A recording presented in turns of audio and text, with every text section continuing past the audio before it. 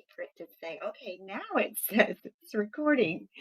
Okay, so good morning, what day is today? Today's Wednesday, May the 20th, and good morning. I'm so glad that you're part of this community, and I wanted to talk about something that came up in our adventure membership call yesterday. And I think it's a topic that all of us can struggle with.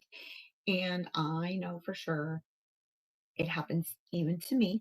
And I'm actually going to discuss my thinking process of this. But here is in the situation that came up yesterday, the stitcher reached a certain point and realized she had not calculated how much yarn she needed correctly, and she did not have enough yarn. So the question at hand is to frog or not to frog, to press forward, to live with it, to make do, to improvise. And I want to start out by saying there's no right or wrong answer. There are multiple different options that you can choose, but there's a little bit of a thinking process to go through that I wanted to talk with you about. Okay, so in this particular case, the stitcher had finished the back, one front, and half of one front of a sweater when she realized she wasn't going to have enough yarn to finish. At this point, now we have to start thinking, how are we going to make this work? Option one is just to say, I enjoyed the stitching up to this point. I learned some things. I like the way this is turning out. I'm satisfied. I enjoyed the journey and I enjoyed the process. Frog it all and prep that yarn to become something else. Option two is to order some more yarn of the same brand and manufacturer and whatever, knowing that you cannot match the dye lot. That's why we tell you to make sure you've matched your dye lot before you start. So if she does that, then she has another choice. Continue on and have a clear delineation where the dye lots don't match, or frog out so much of it and then alternate the dye lots together so that they look a little bit more on purpose. And with the texture of her sweater, that probably would have worked out okay. So these are all things that we have to think about and we have to process. And, if I was making that sweater for a small child that's going to leave it laying on the ground, they're going to wear it, they're going to outgrow it, all these other things. I probably would just order the yarn and maybe fudge it together and just make it work and get it out there. But if I'm making it for myself, I know that I'm probably going to end up not wearing it because it's going to not feel, it's just not going to set well with me unless I was making it for a sweater that I was going to wear in the garden or something like that. Then I probably wouldn't care. So these are like all of the things that I want you to factor in when you are presented with that situation that says to frog or to not frog. It's really, really important. And I have a situation myself that I want to share with you. This is that beanie that I've been working on that I really love the texture of. And I love it in this bamboo pop yarn. It's so soft. This hat is not made for like winter and for being warm, but it's more just a head covering. But what's happened is that I don't like the way that I did the crown.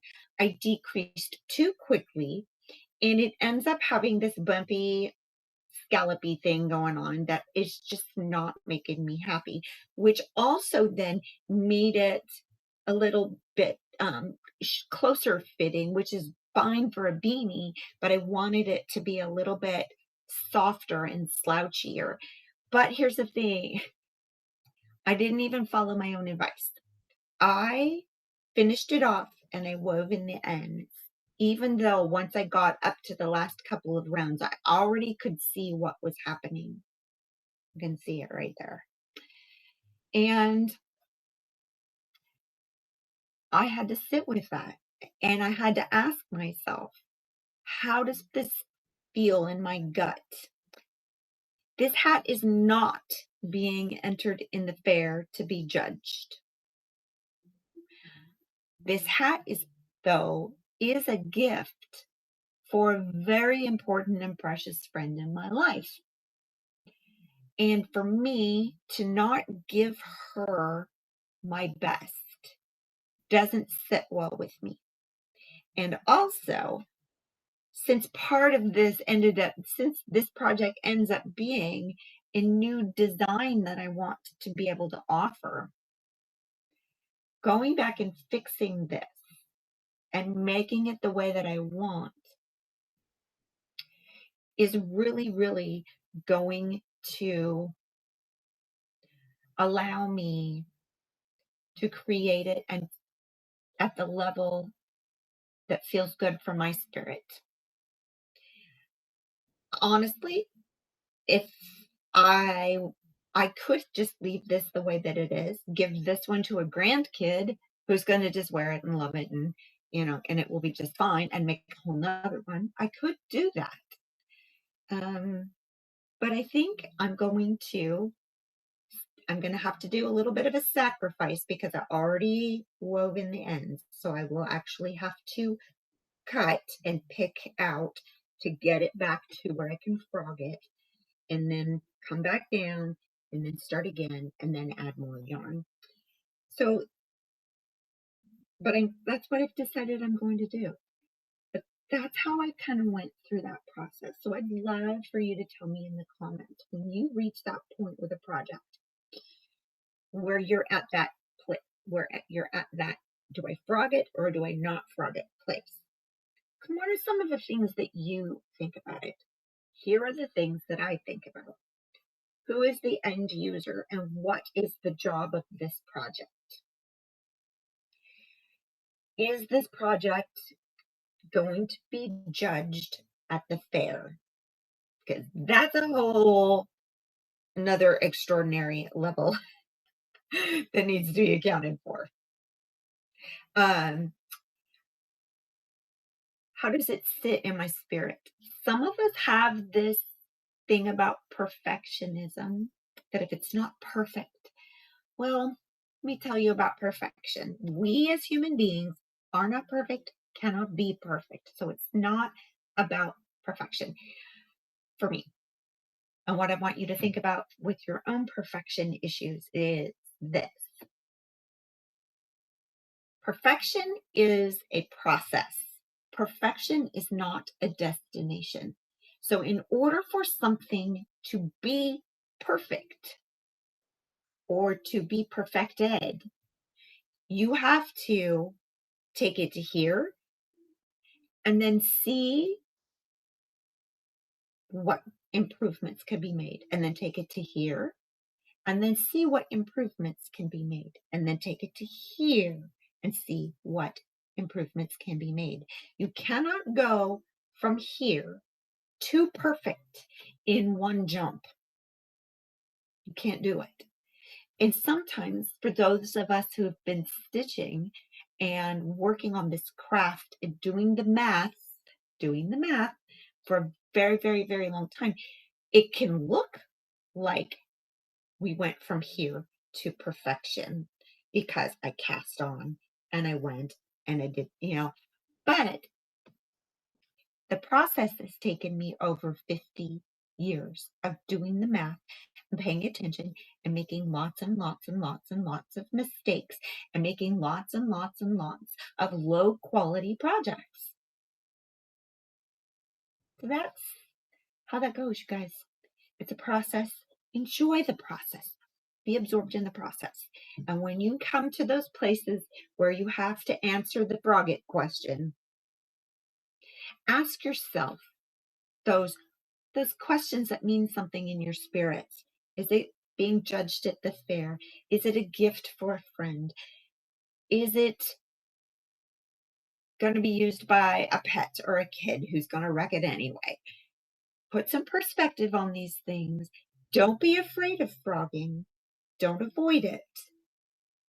But also you don't have to live with projects that you know there's something in there that's going to bug you for the right reason, not because of your vanity. Okay, so let's get some perspective, chill. And now I'm going to take this pair of scissors and I'm going to cut out that little bit right there in the crown, and I'm going to pick all the little fibers out until I can just start frogging. Then I'm going to go through and I'm going to pick up all of those stitches, 144 of them, all the way around on a solid row. There you go. That's what I've got for you today. Peace out, guys. Let's see if I can stop this.